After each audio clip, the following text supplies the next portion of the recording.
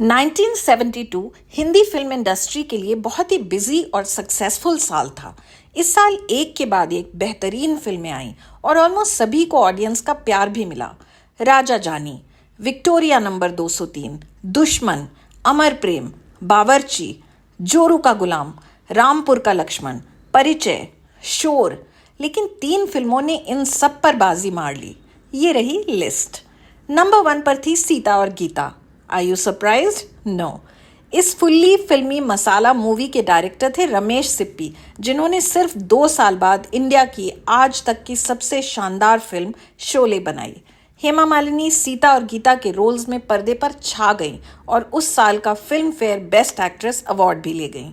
Film में सीता के boyfriend बने धर्मेंद्र और गीता से प्यार हो गया संजीव कुमार को। दिलचस्प बात यह है कि असल जिंदगी में भी ये दोनों हीरो हेमा मालिनी के दीवाने थे। सीता पर जुल्म ढाने वाली चब्बी चाची बनी मनोरमा, जिनका आंखें मटकाने और मुंह बिचकाने का अनोखा अंदाज बहुत मजेदार था। ये मनोरमा के करियर का सबसे पॉपुलर रोल था और उनको इसी रूप में आज भी याद किया जाता है। उनके भाई के रोल में थे रूपेश कुमार, जो सीता पर बुरी नजर डालते हैं और विलन से ज्यादा कॉमेडियन लगते हैं। आर.डी. बर्मन का पेपी म्यूजिक आज भी उतना ही तरोताजा है जितना तब था। सीता और गीता 1967 की सुपरहिट फिल्म राम और श्याम की तर्ज पर बनी थी, जिसमें दिलीप कुमार ने डबल रोल किया था। आगे जाकर श्रीदेवी ने चालबाज में भी सेम स्टोरी पर अपने यूनिक स्टाइल में डबल रोल किया। क्या आप जानते हैं कि इन सारी फिल्मों की इंस्पिरेशन कौन सी कहानी थी?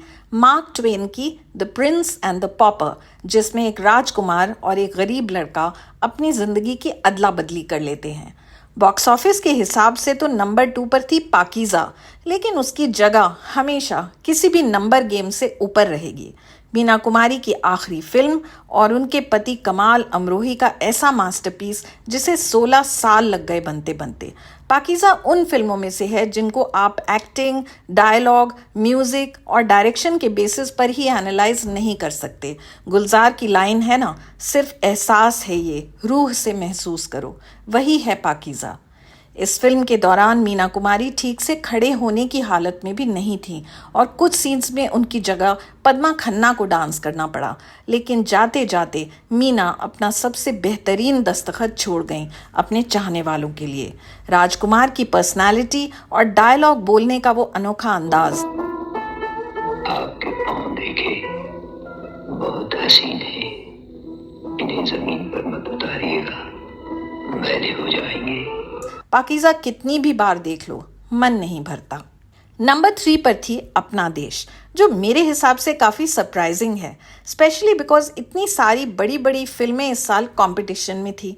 लेकिन सच तो ये है कि ये 2-3 साल पूरी तरह से राजेश खन्ना के नाम थे, जब एक साथ उन्होंने 17 सुपरहिट फिल्में दी और करोड़ों को अपना दीवाना बना लिया।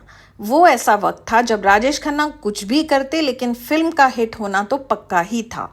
अपना देश में भी राजेश खन्ना ने कई तरह के भेस बदले, जो आज देखें तो काफ़ी बचकाना लगते हैं, लेकिन उस वक्त लोगों को ये सब बहुत पसंद आता था। कहानी में राजेश खन्ना एक ईमानदार क्लर्क के रोल में हैं, जिनकी ईमानदारी ही उनके लिए मुसीबत बन जाती है। उनका साथ देती हैं मुमताज़ और उनके रास्ते में कांटे बिछाते हैं तरह तरह के करप्ट विलन।